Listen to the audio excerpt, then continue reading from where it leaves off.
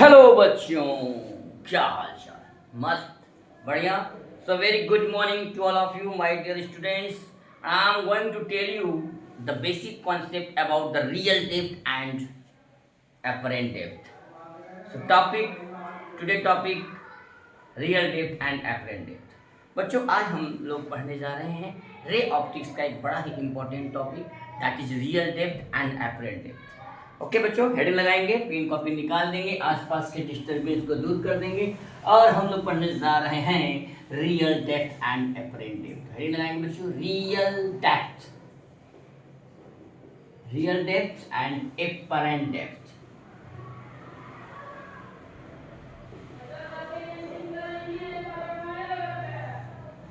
बच्चों, real depth and apparent depth का जो कॉन्सेप्ट है वो ऐसे आया कि जैसे मान लीजिए आप लोग देखते हैं किसी ग्लास में पानी भरा हो और उसमें आप कॉइन डाल दीजिए तो कॉइन आपको थोड़ा ऊपर उठा हुआ दिखता है। क्या दिखता है? ऊपर उठा हुआ दिखता है। जैसे आपने देखा है तालाब में जो मछलियाँ होती हैं, उनको जो बकुले होते हैं, उनको लगता है कि मछली ऊपर है और खाने के दौड़ते हैं और पकड़ नहीं पाते। तो रियल डेप्थ इसी बेस पर है, रिफ्रैक्शन ऑफ लाइट का बड़ा इंपॉर्टेंट टॉपिक है बच्चों। हेडिंग लगा लेंगे, बढ़िया से नोट्स बनाएंगे, real depth and apparent depth. जैसे मान लीजिए एक कॉन्सेप्ट समझते हैं बच्चों। ये मान लीजिए एक ग्लास है, एक कंटेनर है, जैसे पानी भरा हुआ है बच्चों, पानी भरा हुआ है। ये पानी तेरा रंग काला, ये है पानी भरा हुआ टर टर। अच्छा, ये है बेटा नॉर्मल रेज आएगी जाएगी। नॉर्मल रेज जो होती है उसमें एंगल ऑफ इंसिडेंस और एंगल ऑफ रिफ्लेक्शन 0 होता है। ठीक है, ये नॉर्मल है। अच्छा, एक रेज यहाँ से निकाली। मान लीजिए यहाँ पे कोई कॉइन रखा हुआ है। क्या बेटा? ये ऑब्जेक्ट है और ऑब्जर्वर आपका बाहर है, इस मीडियम के बाहर है। दूसरी लाइट जो यहाँ से पास करेगी बच्चों, यहाँ से ठीक है। अच्छा बच्चों, ये आपका वाटर है, मतलब डेंसर मीडियम है। क्या है बेटा? Denser medium. और ये क्या है बेटा? एयर है। एयर का मतलब हो गया रेयरर मीडियम। ओके। अच्छा बच्चों, जब लाइट रे डेंसर मीडियम से रेयरर मीडियम में जाती है तो वह अपने पाथ से डेविएट होती है। It bends away from the normal. So light को सीधे जाना चाहिए था, लाइट को पता नहीं क्या सूझा, ये इधर चली गई बेटा, ये ऐसे इतना रिफ्रैक्ट हो गई। This is angle of refraction R and this is angle of incidence I। अब बच्चों, ये दोनों रेज जो है आगे तो कभी मिलेंगे नहीं, तो इनको बैकवर्ड एक्सटेंड करेंगे। क्या करेंगे? बैकवर्ड एक्सटेंड करेंगे। तो जब बैकवर्ड एक्सटेंड करते हैं बच्चों, तो ये देखो टक टक टक टक टक टक टक टक, यहाँ पे ये हो गया आपका, यहाँ पे इमेज बना, इस कॉइन का इमेज यहाँ बना। ये है आपका बच्चों I, ये है ऑब्जेक्ट O। ठीक है बच्चों, यहाँ से जो भी हम लोग डिस्टेंस मेजर करते हैं बच्चों, क्या ऑब्जर्वर की तरफ से नहीं। यहाँ आपकी आँख है, ये आपकी आँख है, ये आँख आपकी कैसी, ये काली काली आँखें टुरुरु।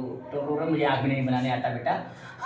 ये काली काली आँखें टुरुरु, ये घोरे घोरे गाल, जानम बुरा है मेरा हाल। अच्छा बच्चों, तो क्या बात हो रही थी कि ये जो डिस्टेंस हम मेजर करेंगे बच्चों सरफेस से, किसे लिख देते हैं? Distance measured from the surface। ठीक है बच्चों, सरफेस, यानी ये सरफेस है, ये रियल डेप्थ मान लीजिए, ये आपका रियल डेप्थ है। यहाँ से सरफेस से ये जो ऑब्जेक्ट का डिस्टेंस है यहाँ से यहाँ तक, जो रियल डेप्थ है बच्चों, ये है आपका D। और जो apparent डेप्थ है यहाँ से यहाँ तक, ये है आपका D डैश। हमने इसको माना D डैश। रियल डेप्थ है D और apparent डेप्थ है आपका D डैश। अच्छा बच्चों, आगे देखते हैं क्या हो रहा है। ओके बच्चों, ये ध्यान देना कि जिससे लाइट आ रही है उसका रिफ्रैक्टिव इंडेक्स हमने माना N2, और जिसमें लाइट जा रही है उसका रिफ्रैक्टिव इंडेक्स आप मानेंगे N1। जिससे, यहाँ लिख दो, जिससे लाइट आ रही है उसे मानेंगे N2, और जिसमें लाइट जा रही है, आ रही है, जा रही है, आने तो जाने तो जाने तो जा रही है, उसे मानेंगे, उसका रिफ्लेक्टिव इंडेक्स है N1। यहाँ तक नोट हो गया बेटा। अच्छा बच्चों, अब देखते हैं क्या होता है। ओके, तो N2 तो यहाँ लगाएंगे बेटा स्नेल्स लॉ, यहाँ लगा लो Snell's law. Snell's law, Snell's law अभी हम लोग पढ़ के आए हैं। जो लोग पढ़ के नहीं आए पिछले वाला वीडियो जाकर देख सकते हैं, वहाँ पे हमने बताया है स्नेल्स लॉ। स्नेल्स लॉ क्या होता था बच्चों? म्यू साइन थीटा, कैसे बोल दीजिए, N2 ये देखो बेटा एंगल ऑफ रिफ्रैक्शन, यहाँ पे देखो एंगल ऑफ इंसिडेंस है I और यहाँ पर एंगल ऑफ रिफ्रैक्शन है R। तो लिखेंगे N2 sine I, N2 sine I बराबर N1 साइन R। ठीक है, N2 साइन I अब equal to N1 sine R। ठीक है, N2 क्या है? जिससे लाइट आ रही है। ये आपका ऑब्जेक्ट है, लाइट ऑब्जेक्ट से आएगी, ऑब्जर्वर ऊपर है। ये है आपका ऑब्जर्वर जो उस सिक्के को देख रहा है, चुराने के चक्कर में लगा हुआ है ऑब्जर्वर। ठीक है, उसका सिक्का किसी गलती से इस टैंक में गिर गया है, टैंकर में, कंटेनर में गिर चुका है, वो निकाल रहा है, उसको लग रहा है कि ये निकल जाएगा इतना ऊपर, लेकिन वो है नहीं, वो है रियल में, ये इल्यूजन इसको यहाँ दिख रहा है लेकिन है यहाँ पर सिक्का। ठीक है बेटा। अच्छा क्या करते हैं, अच्छा यहाँ से बेटा देखो ध्यान देना कि जो आपका ये जो रेज है, ये रेज और ये रेज, ये दोनों पैराएक्सियल रेज है बेटा, पैराएक्सियल रेज, पैराएक्सियल रेज है। क्या बेटा? पैराएक्सियल रेज हमने पढ़ाया है आपको। पैराएक्सियल का मतलब कि दोनों पास में, ये जो दोनों लाइट रे हैं ये एक दूसरे से बहुत क्लोज हैं, जब बहुत क्लोज होंगे तो इनका जो ये इसके पैरेलल हो जाएंगी ना, क्या हो जाएंगे बेटा? पैरेलल। ठीक है, पैरेलल। ध्यान देना बच्चों, ये आपका एक ट्रायंगल है। ठीक है, ये आपका एक ट्रायंगल है, ये आपका एक ट्रायंगल है, यहाँ पॉइंट मान लीजिए ए है। अच्छा यहाँ तक समझ में आया। Since this are the paraxial line, paraxial rays में जो होता है, जो एंगल होता है बहुत छोटा हो जाता है। आप लिख सकते हैं कि साइन आई बराबर i equal to tan i, sine i जो है टेन आई है जो आई के बराबर हो जाएगा। Similarly sine r equal to tan are. ठीक है बेटा, tan r, sine i tan मतलब limit theta tends to 0, sine theta equal to theta होता है जब थीटा बहुत छोटा होता है। तो यहाँ पे जो एंगल ऑफ इंसिडेंस है और एंगल ऑफ रिफ्लेक्शन है वो दोनों एक पैराक्सियल रेज, बिकॉज ऑफ लिखेंगे यहाँ पे सिंस पैराक्सियल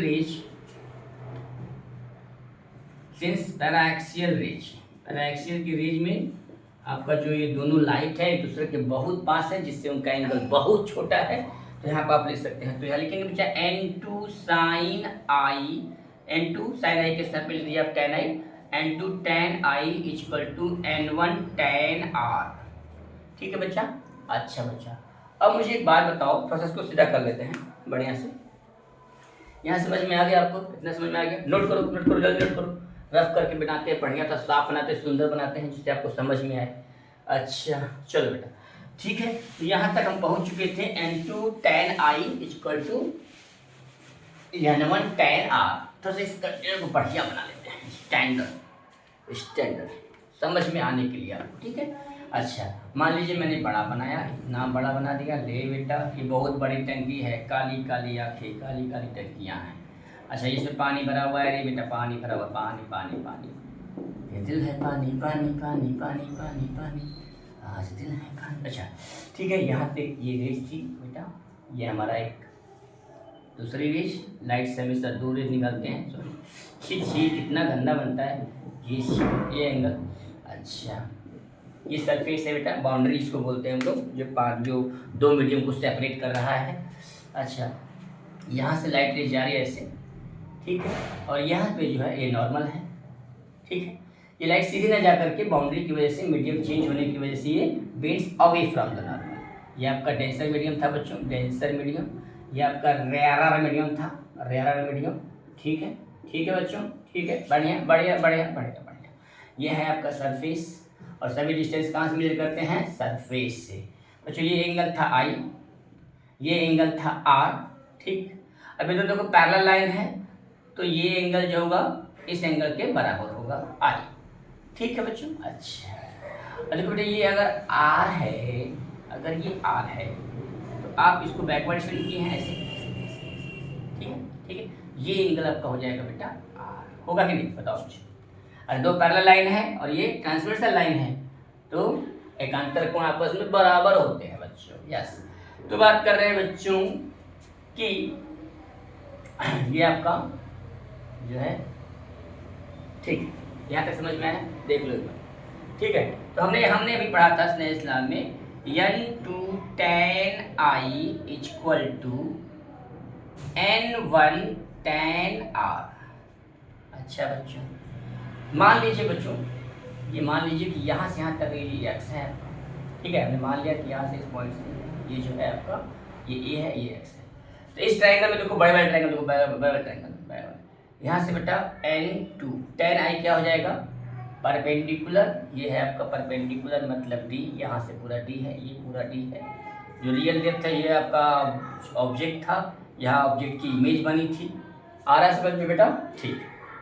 अच्छा, यहाँ तक समझ में आया तो आगे बढ़ते हैं। तो मार्कर चेंज कर लेते हैं, मार्कर इस पर रो रहा है, मार्कर रो रहा है बेटा, मैं नहीं रो रहा हूँ, मार्कर रो रहा है। चलो ओके बच्चों, बात करते हैं यहाँ पे कि जो आपका ये x है और यहाँ पे n2 tan I का मतलब है परपेंडिकुलर अपॉन बेस, परपेंडिकुलर आपका है d, ये आपका d डैश था बेटा। ये क्या था, जो अपरेंट डेप्थ था हमने उसको d माना था, d डैश, सॉरी। तो ये क्या हो जाएगा, x upon d, n2 x upon d is equal to n1 आप देखेंगे इस ट्रायंगल में, ये इस ट्रायंगल में n1 लिख दिया, यस n1, ये आपका n2 है, ये आपका n1 है, रिफ्रैक्टिव इंडेक्स। अच्छा बच्चों, वेरी गुड। तो tan R इस ट्रायंगल में देखेंगे, छोटे वाले ट्रायंगल में देखो, ये बड़े वाले ट्रायंगल का काम खत्म कर दिया मैंने, छोटा वाला ट्रायंगल देखते हैं। छोटे वाले ट्रायंगल में क्या देखते हैं बड़ा, परपेंडिकुलर अपॉन बेस डी, यानी कि एक परपेंडिकुलर अपॉन बेस मतलब कि perpendicular upon base, perpendicular upon base, perpendicular upon base, yes yes, क्या हो जाएगा डी डैश tan, ये अपॉन जी, इसको परपेंडिकुलर मान रहा है, इसको बेस मान रहा है, ये परपेंडिकुलर, ये बेस, ठीक है, ठीक है, ठीक है। चलो ऐसे भी कर लो, कोई दिक्कत नहीं, किसी तरह से करो, कोई दिक्कत नहीं। ये x upon D dash, x से x मर जाएगा, मर गया भाई साहब, मर गया, यस। ये हो जाएगा आपका d n2 upon n1 equal to d, यहाँ आ जाएगा d अपॉन d डैश। तो d क्या होता है बच्चा, रियल डेप्थ, और d डैश क्या होता है, एपरेंट डेप्थ। ये फार्मूला बड़ा इंपॉर्टेंट है, इसको नोट कर लीजिए बच्चों और लगा लीजिए। कोई भी न्यूमेरिकल्स पे लगाइए, रियल डेप्थ और एपरेंट डेप्थ का लग जाएगा गारंटी के साथ, 100% गारंटी के साथ। ठीक है बेटा, यहाँ नोट करो, आगे आते हैं, ठीक है, पढ़ते रहो।